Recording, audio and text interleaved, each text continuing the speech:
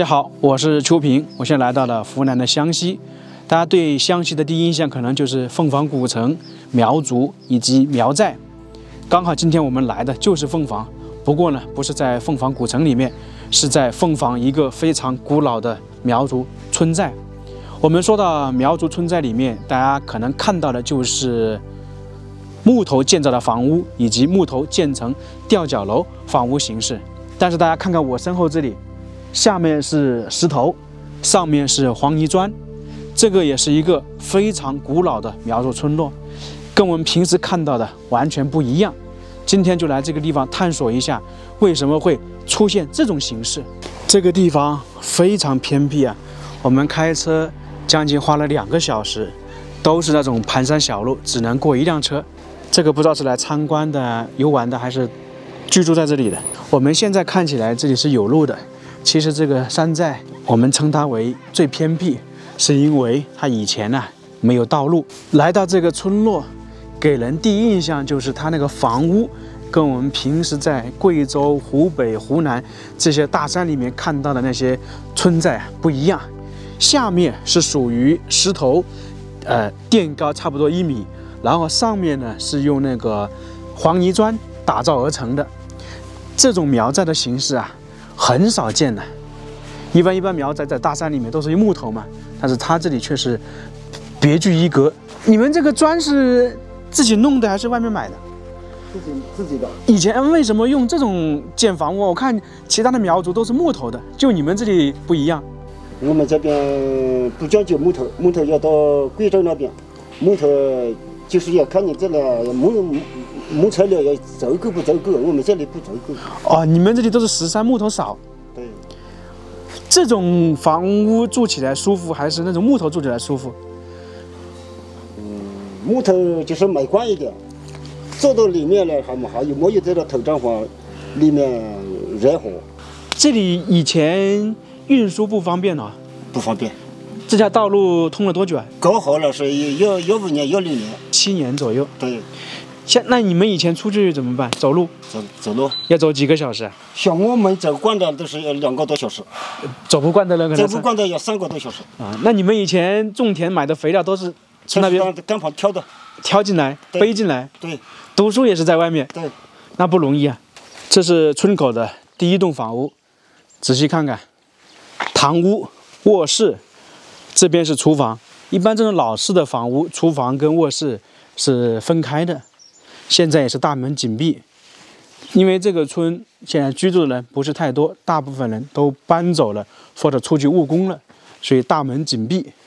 这个房屋其实历史也是比较悠久的，你看看它窗户就知道了，木头的。这个村落既是在山顶，同时呢，它整个山顶呢又不是平的，它建的房屋呢也算是依山而建，层层叠高。村子里面呢道路不大，都是这样的小道路进去，这个跟我们看的很多古村落是一样的道理的。因为以前建房屋嘛，都是要节约土地，因为在这样的地方，相当于有一块平地建房就非常不容易，从而呢，他们都比较紧凑。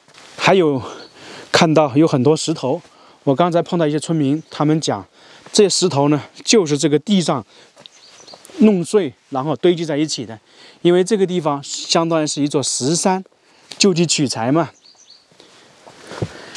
下面用那个石头做地基，因为地下比较潮湿，如果他们黄泥砖直接放在地上的话，一下雨一溅或者长期放的话，很容易就黄泥土那个等于是烂掉了嘛，就倒塌了。从而他们建造房屋的时候，就必须要用这些石头堆积到一定高度，才能放那个黄泥砖上去。这一户人家也是已经搬走了，没人住。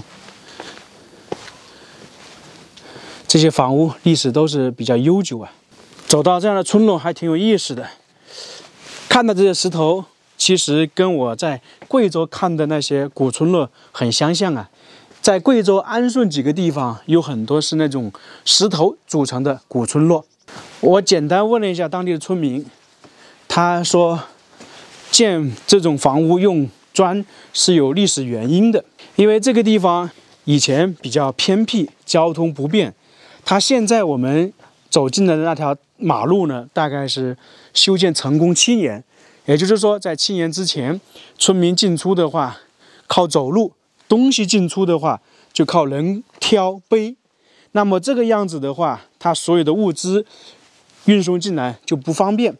你像这个地方，它如果用砖结构建房屋，那个砖运不进来；用木头呢，这附近又没有那么多木材，所以他们只能就地取材，用这种山上的石头加泥土组合而成建造房屋。从而他们这种建造房屋的方式是比较独特的，在其他苗族的地方基本是看不到的。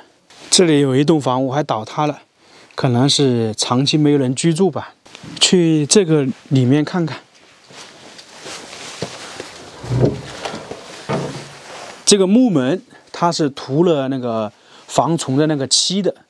我们老家以前建船的话会涂那个桐油，它这个不知道是涂的什么，明显不一样。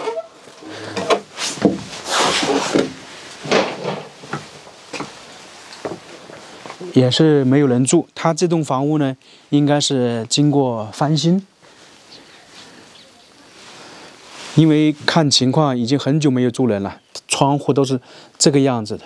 前方这栋房屋修的挺有特色的，应该是没有修多久，但是它窗户竟然还是那是传统的，没有换成我们铝合金或者是钢筋的，这不知道是为什么，大家有知道原因吧？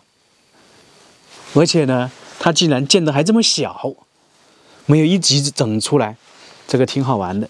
还有一点就是，土家族也好，苗族也好，一般大山里面的这种村寨，他们里面呢是有很多台阶的，跟我们刚才一开始说了，它这个是依山而建的。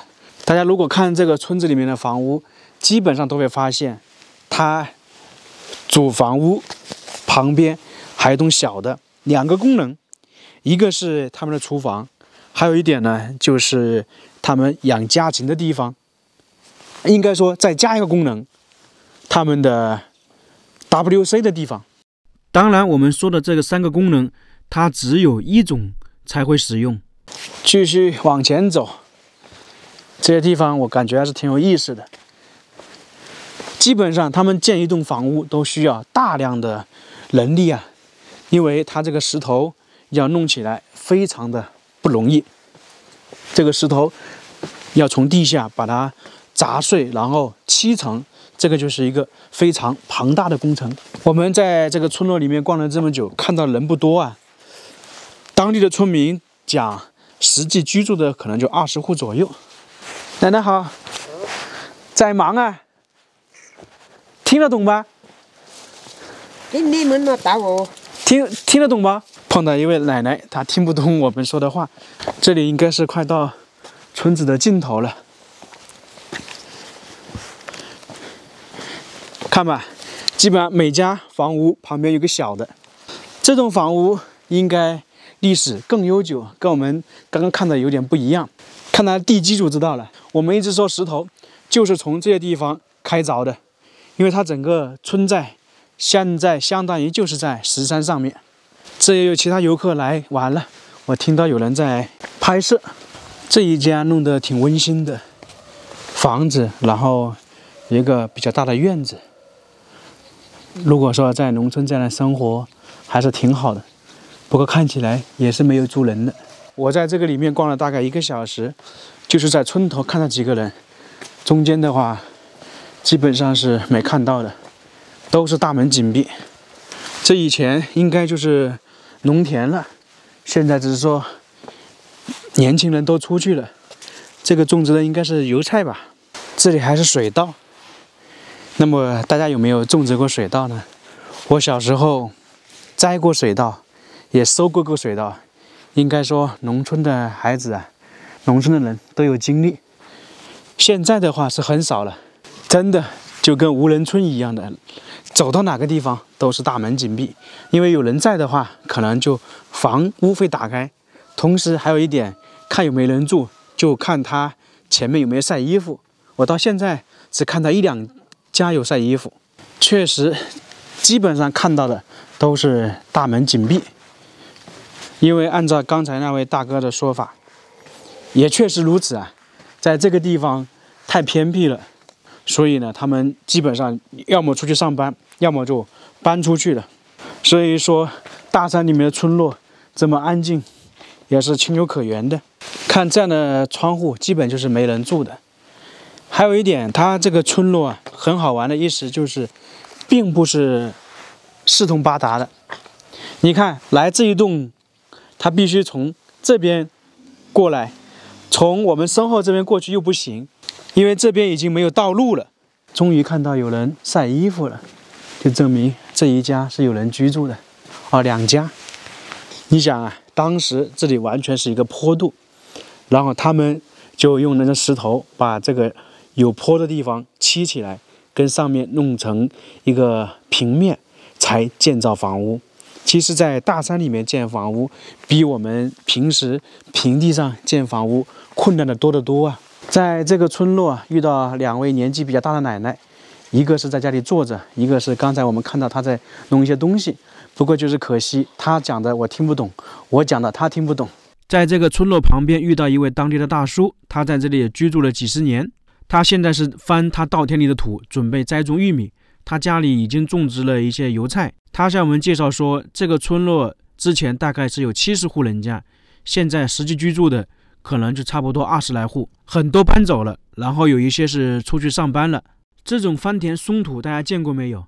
之前的话，农村很多都是用牛拉的，现在可能没有，而且这个土地不是太大，他就用人工翻。我刚准备走的时候，碰到几位当地的村民，他们去弄了一些柴火回来，完全是背过来的，这样看起来都比较重啊。我准备等一下尝试一下，看看能不能背得动。哎呀，看，哎呀，厉害的很，好重啊！这里你大概有多少斤？没有100斤了，没有，好重啊！没有，背几下可能就背不动，背几下就背不动了，太重了。你们背这个走了多久了？走了半个多小时吧。1-2公里啊，有吧？1里路是吧？不止。哇，那你们厉害啊！我们从那个山上背上来的。他那个比你这个还重可能。不知道，你试一下呗，每个都去背一下呗。试一下这个。我这个也不重，我这个是好多杆的。哎呦，比那个重。哎呀，你走的都摇摇晃晃了。你很厉害耶！都摇摇晃晃了。哎呦，你很厉害了。都摇摇晃晃。哎呀，你没背习惯。体验了一下他们这种背东西的方式，确实不容易啊。农村的生活就是这样的，我背起来走路都走不动，摇摇晃晃的，而他们要背几公里，而且还是上山下山，确实了不起。大山里面真实的苗寨就是这个样子的。这里叫梁登村，是一个传统古村落。看完了整个苗寨，我真的有点担心，这样的传承几百年的古村落，隔不了多久可能就会慢慢的消失了。